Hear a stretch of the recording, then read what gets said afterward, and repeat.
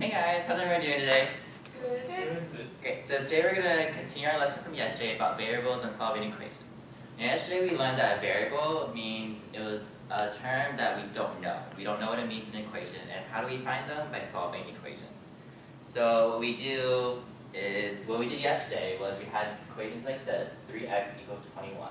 And how did we solve this? Does anyone remember? Divided by 3. Yes, so we divided by 3 on each side. Cancel here. So, and we simplified 21 over 3 to be what? 7. Great. So now we're going to take this concept one step further and learn about two-step equations. Now, what is a two-step equation? A two-step equation has a general form, ax plus b equals c. So it has one more term than what we had over here. So here in the base equation, x is your variable, a, b, and c are going to be your constants. A constant, remember, is just a number, any arbitrary number. So steps to solving two-step equations.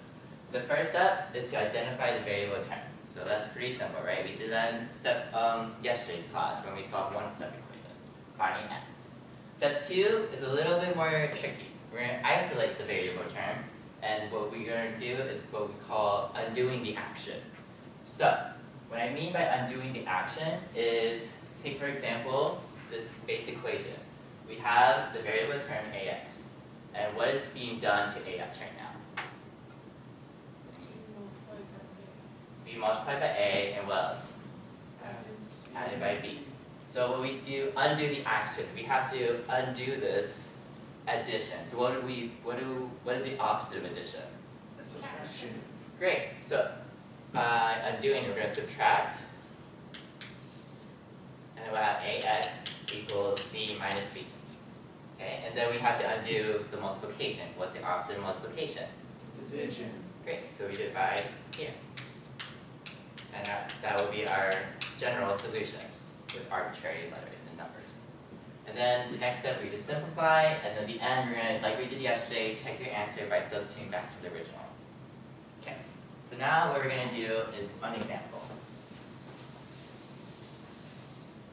So we have 3x plus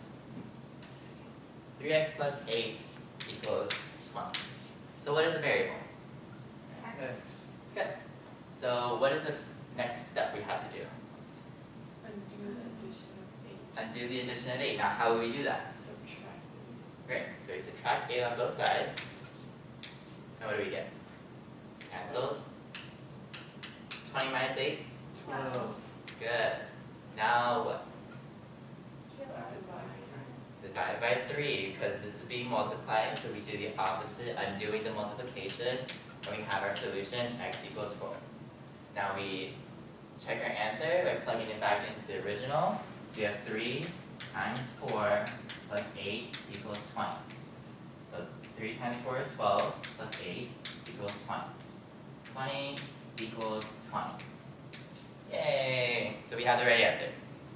Now, I come up with a little song to try to help you remember it, okay? And I can give you the lyrics, so we'll try this. I'm going to do it once, and then you guys do it with me.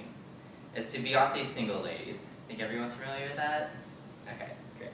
So I'm like, all single variables, all single variables, all single variables, all single variables, all single variables, all single variables. Now put your pencils up. Isolate, isolate, isolate your variable. Undo the action, undo the action, undo the action on both sides. Time to simplify, simplify, simplify your equation. Check your answer, substitute into the original. Alright, you wanna do it with me now? Yeah. Alright, so ready? All single variables, all single variables, all single variables, all single variables. Put your pencils up. Isolate, isolate, isolate your variable.